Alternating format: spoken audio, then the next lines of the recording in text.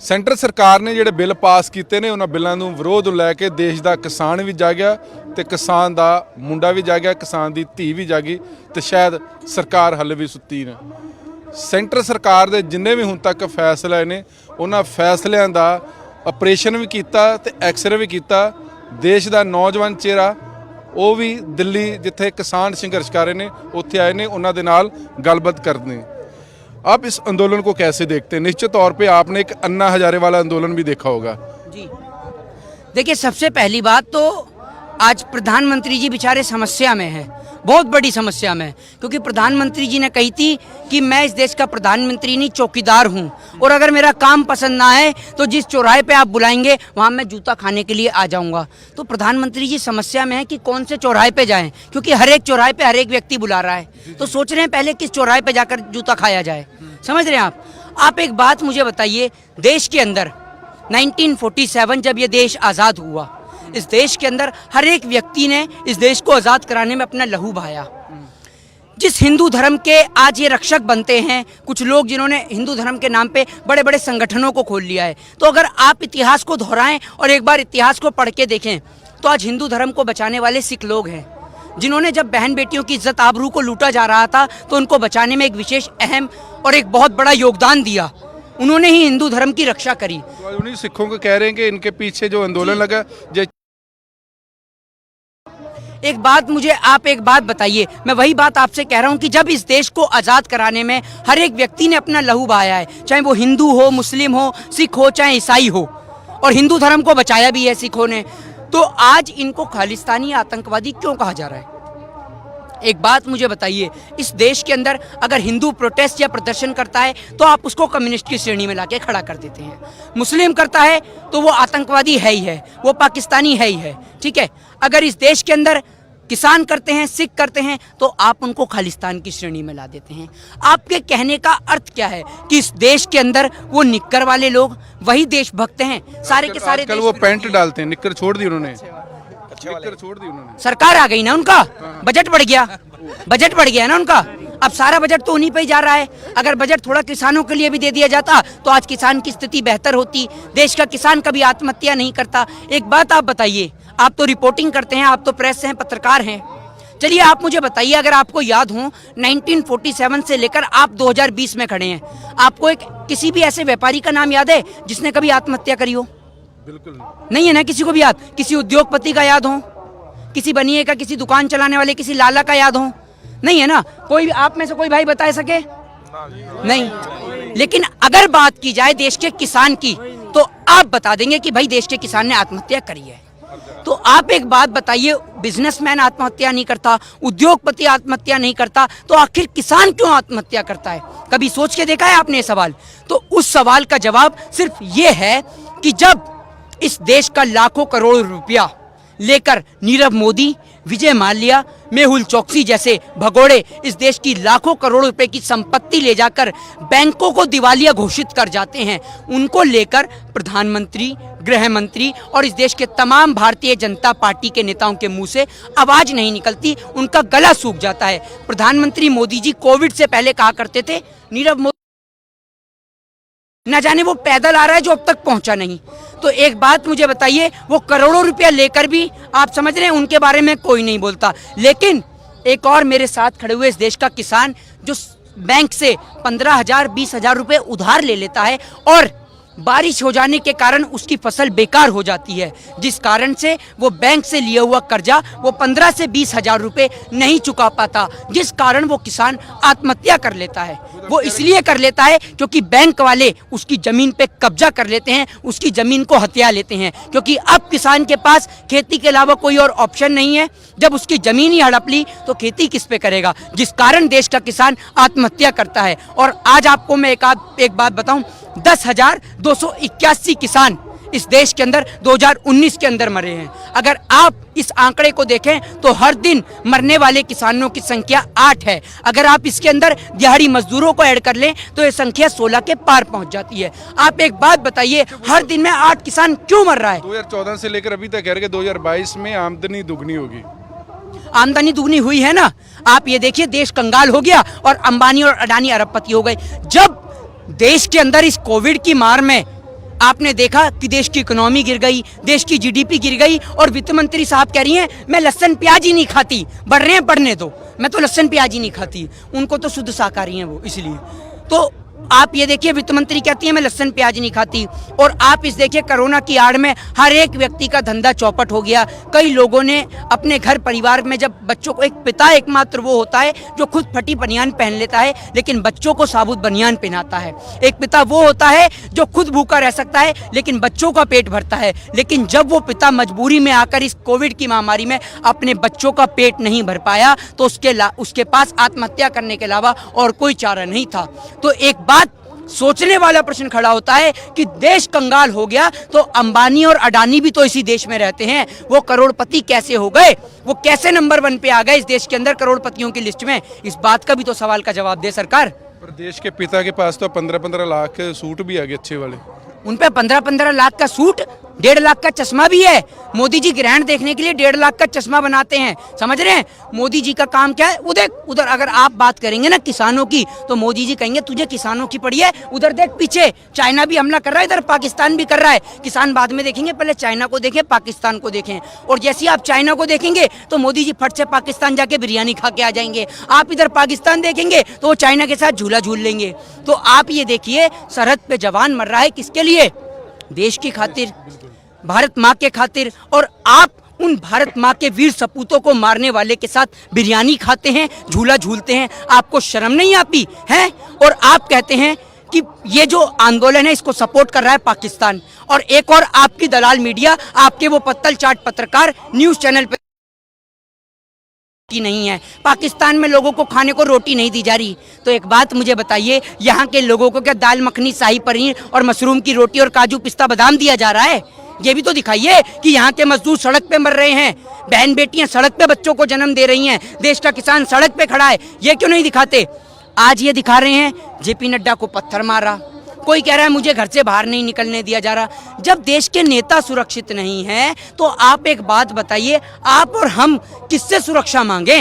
नेता अपनी सुरक्षा स्वयं नहीं कर पा रहे। और एक बात मुझे बताइए, आपको जरूरत क्या है दौरे करने की? जब देश का किसान सड़क पे है, देश की राजधानी है भारत की राजधानी है दिल्ली, और एक और देश की आर्थिक राजधानी है मुंबई।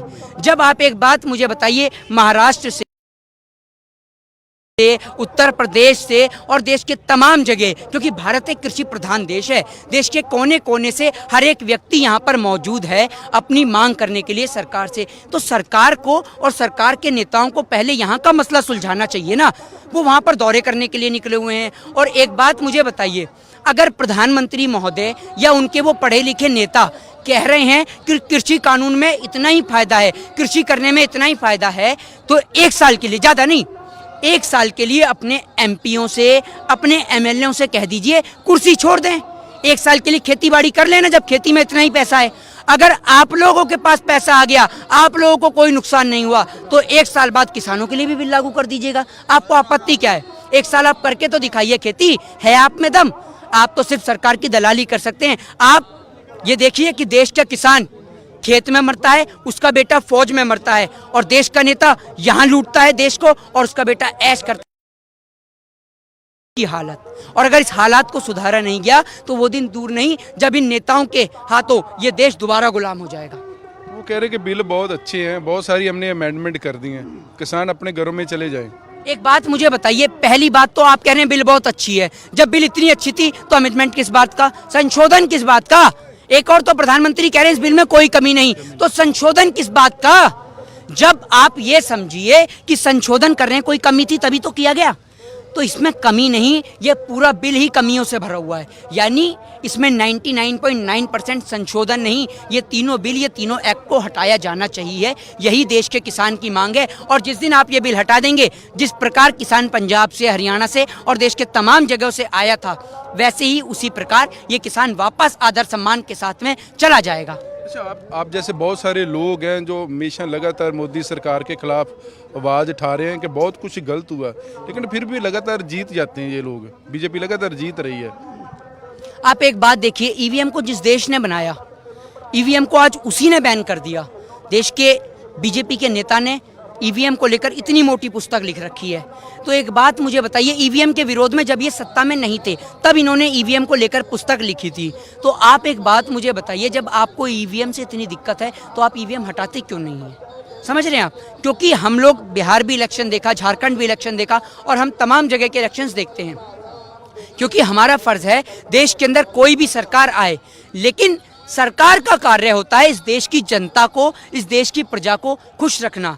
आप जिन भगवान श्री राम की आप बात करते हैं ना, हालांकि आप श्री राम के राह पे भी नहीं चलते, क्योंकि भगवान मर्यादा पुरुषोत्तम भगवान श्री राम वो थे जिन्होंने अपनी सिर्फ इस प्रजा के खातिर अपनी गर्भवती पत्नी को आश्रम में छोड़ आए थे। वो भगवान श्री राम थे और आप उनकी जूती के धूल के बराबर भी नहीं है। आप सिर्फ श्री राम की बात करते हैं। अगर आपने श्री राम के आदर्शों को मानते हैं तो श्री राम कभी नहीं चाहते कि मेरे देश की प्रजा, और भगवान श्री कृष्ण ने तो उसमें गीता में भी कहा है किसानों को लेकर कि देश के पेट भरने वाला सबसे बड़ा व्यक्ति होता है, भगवान से भी बड़ा वो होता है जो लोगों का पेट भरता है। तो ना तो आपने रामायण पढ़ी है और ना आपने गीता पढ़ी है। आप ना राम के हैं ना आप रहीम के हैं। आप कुर्सी को मानने वाले लोग हैं, आप कुर्सी के पुजारी हैं और आपको कुर्सी की ऐसी बीमारी लग गई है कि आप इस कुर्सी की बीमारी के चलते देश के किसान भाइयों को, देश के मजदूरों को, देश के दलित, देश के सिख, देश के आदिवासी, देश के ब्राह्मण, देश के नौजवान,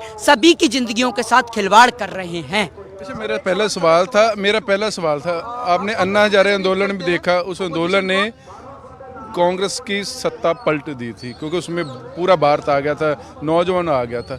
ये वही लगता है कि इतिहास दोहरा रहा है। देखिए, बहुत से लोग कहते हैं, अभी जिस तरीके से एक भाई ने भी कहा कि आप कांग्रेस को क्यों नहीं बोलते, सपा को क्यों नहीं बोलते, बसपा को क्यों नहीं बोलते, तो मैं आपको उसका एक बात मुझे बताऊं। एक बात मुझे बताइए, क्लास के अंदर जो टीचर बच्चों को पढ़ा रहा होगा, अगर मैं क्लास अटेंड कर रहा हूं तो मैं उससे ही तो जाके सवाल करूंगा, या मैं सवाल जाके प्रिंसिपल से पूछूं? ये बताइए मुझे। अगर मैं हिस्ट्री पढ़ रहा हूं क्लास के अंदर बैठ के और प्रिंसिपल से कहूं कि मेरे को हिस्ट्री समझ में नहीं आई, तो प्रिंसिपल कहेगा बे तू ये तो बता टॉपिक कौन सा है, मुझे क्या पता, मैं थोड़ी हूं जो क्लास में टीचर है, तू उससे पूछ। तो यही हाल देश की सत्ता का है। जब प्रधानमंत्री नरेंद्र दामोदर दास मोदी जी कुर्सी पे विराजमान हैं, कुर्सी पे विराजमान हैं, तो निश्चित तौर पे सवाल उनसे ही किया जाएगा। और हम लोगों को इतना पता है कि वो हमारे देश का सम्मान है और हम लोग अपनी भारत माँ से बेहद प्रेम करते हैं और इस भारत देश से भी हम नहीं चाहेंगे कि इस भारत देश की कभी भी विदेश में या कहीं भी बदनामी हो। तो प्रधानमंत्री जी, आप भी इस बात को समझिए, देश के किसानों से हाथ जोड़कर माफी मांगिए और इन तीनों बिलों को आदर, सम्मान और शांतिपूर्ण तरीके से वापस लेकर कहिए कि आप जिस प्रकार आए थे ठीक उस प्रकार वापस लौटें और वापस अपने खेतों में जाकर अपनी खेती को, अपनी फसलों को दोबारा से स्टार्ट करें, ताकि देश के लोगों का पेट भर सके। वो लगता नहीं कि आपको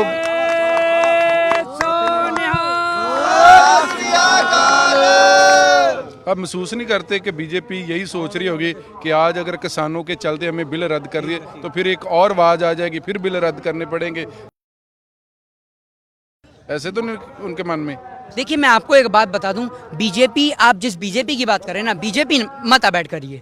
अब आप पूछिए कि अंबानी और अडानी के द्वारा इस लाए गए बिल या प्रस्ताव को आप किस नजरिए से, किस लहजे से देखते हैं। बिल, मैं आपको एक बात बताऊं, एक बात मुझे बताइए, आप ये देखिए, इस देश का हर एक किसान यहाँ मौजूद है जो खेती करता है, लगभग हर एक जगह का व्यक्ति यहाँ मौजूद है, लेकिन कोई फर्क नहीं पड़ रहा ना। कोई फर्क पड़ रहा है आपको? नहीं पड़ रहा ना सड़क पे। पर एकमात्र अंबानी या अडानी कहीं भी खड़ा होकर बोल दे कि मोदी जी आप इस बिल को वापस ले लीजिए, तो बिल वापस हो जाएगा, रातों रात बिल वापस हो जाएगा। तो मतलब आपकी नज़र में, क्या सभी की नज़र में, इतने सारे व्यक्तियों की कोई कीमत नहीं है, लेकिन उस अकेले एकमात्र आदमी की बहुत बड़ी कीमत है, क्योंकि देश की सरकार को चलाने वाले कोई प्रधानमंत्री, कोई गृह मंत्री या वित्त मंत्री नहीं है। सरकार को चलाने वाले बिजनेसमैन हैं, और जिन बिजनेसमैन की पिठ लघु बन चुकी है इस देश की सरकार, इस देश के प्रधानमंत्री, इस देश के गृह मंत्री। तो सत्ता में बदलाव देखते हैं इस आंदोलन से? देखिए, सत्ता में बदलाव का तो अभी प्रश्न कोई, मैं आपको बताऊं, ये कोई प्रश्न अभी नहीं बनता। अभी प्रश्न है सिर्फ मेरे देश के किसान भाइयों का, और मेरे ख्याल से इस पे राजनीति करना एक तुच्छ स्तर को दर्शाता है, आपकी एक नीची और छोटी सोच को दर्शाता है, क्योंकि ये समय है किसानों के साथ कंधे से कंधा मिला के खड़े होना। सत्ता परिवर्तन की बात हम सत्ता के मैदान में करेंगे, जहां राजनीति का मैदान हो। ये राजनीति का मैदान नहीं, किसानों के बिल का मैदान है, जहां किसान घर परिवार छोड़ के आया है। तो आपके चैनल के माध्यम से और यहाँ खड़े देश के तमाम लोग लोग जो सुनते हैं देखते हैं उनसे भी निवेदन है कि किसान के साथ आइए, देखिए कितना मजबूर और कितना लाचार ये किसान आज खड़ा हुआ है, क्योंकि आज ये इसके साथ है। अगर आज आप इसके साथ नहीं खड़े तो कल को अगर आपके साथ कुछ गलत होगा तो कोई आपके साथ भी खड़ा नहीं होगा। तो इसलिए सोच बदलिए, विचार बदलिए और किसान के साथ खड़े होइए। जय हिंद, जय भारत। ਇਹ ਉਹ ਚਿਹਰਾ ਜਿਹੜਾ ਹਮੇਸ਼ਾ ਸੈਂਟਰ ਸਰਕਾਰ ਦੇ ਕਾਨੂੰਨਾਂ ਲੈ ਕੇ ਜਾਂ ਉਹਨਾਂ ਦੇ ਐਲਾਨਾਂ ਨੂੰ ਲੈ ਕੇ ਨੌਜਵਾਨ ਚਿਹਰਾ ਬੋਲਦੇ ਰਹਿੰਦੇ ਨੇ। ਰਹੀ ਗੱਲ ਕਿਸਾਨ ਦੀ, ਕੋਈ ਇਸ ਸਮੇਂ ਦੇਸ਼ ਕੋਲ ਇੱਕ ਮੁੱਦਾ ਹੈ, ਉਹ ਕਿਸਾਨ ਆ, ਕਿਉਂਕਿ ਕਿਸਾਨ ਵੀ ਜਾਗ ਗਿਆ ਤੇ ਕਿਸਾਨਾਂ ਦੇ ਪਰਿਵਾਰ ਵੀ ਜਾਗ ਗਏ ਨੇ ਤੇ ਦੇਸ਼ ਦਾ ਨੌਜਵਾਨ ਵੀ ਜਾਗ ਗਿਆ। ਪਰ ਸਰਕਾਰ ਲਗਾਤਾਰ ਹਾਲੇ ਵੀ ਕਹਿ ਰਹੀ ਆ ਕਿ ਬਿੱਲ ਬਹੁਤ ਵਧੀਆ ਨੇ, ਪਰ ਜੇ ਬਿੱਲ ਬਹੁਤ ਵਧੀਆ ਨੇ ਤੇ ਇੱਥੇ ਕਿਸਾਨ ਕਿਉਂ ਇਕੱਠੇ ਹੋਏ ਨੇ? ਕਿਉਂਕਿ ਕਿਸਾਨਾਂ ਨੂੰ ਪਤਾ ਕਿ ਬਿੱਲ ਬਹੁਤ ਖਤਰਨਾਕ ਆ। ਕੈਮਰਾ ਮਨਦੀਪ ਸਿੰਘ ਦੇ ਨਾਲ ਜਗਤਾਰ ਸਿੰਘ, NB ਨਿਊਜ਼, ਦਿੱਲੀ।